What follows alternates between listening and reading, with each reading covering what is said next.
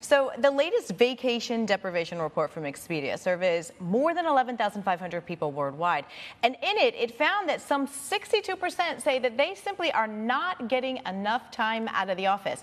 But these numbers actually go up to 84% in Germany and 69% in France. And that's despite the fact that in both places, workers take about a month off every year, the highest of any of the surveyed countries. And if we look into this rather puzzling result, we can see that this really has everything to do with how cultures view the role of work and vacation in their lives. Now, the authors of this Expedia report say that in France, time out of the office viewed as really a basic fundamental right, whereas in the U.S., more like a guilty pleasure.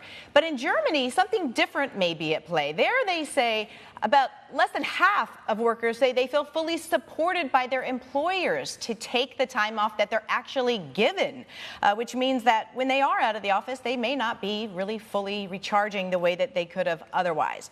Now, another interesting finding here is that in Japan, we see the lowest levels of vacation deprivation, and that's despite the fact that Japanese are taking on average only 12 days a year. Now, they're beat in this regard, if you want to call it that, by one place, and that's the United States, where workers take just 11 days on average a year. And it's no surprise there that feeling vacation deprived in the United States has hit an 11-year high. However, Expedia says in most places this number is going down, and it has been monitoring this poll and this survey. It's been doing it for about 24 years, so they have a pretty good idea of how people are feeling. Yeah.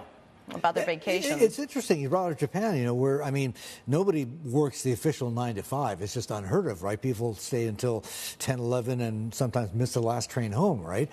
But strangely, is there any evidence that they actually complain about not getting enough vacation time? So it is a very interesting thing, and I think it does sort of come down to culture and what we expect, right? It doesn't necessarily mean that they're not burned out. It just means that they're not feeling maybe that they need to take a trip. And the report did have a couple of explanations. They said Japanese people tend to take one day a month rather than saving it all up and taking one big trip. And they also tend to really prioritize rest and relaxation, whereas Americans tend to pack a lot in on their days off, and it conjures up that old saying, you need a vacation from your vacation. Yeah. But another interesting thing that we can look at, we can see from this report who is not taking the vacation that they're giving. Again, Japan topping this, not taking 7 out of their 19 days.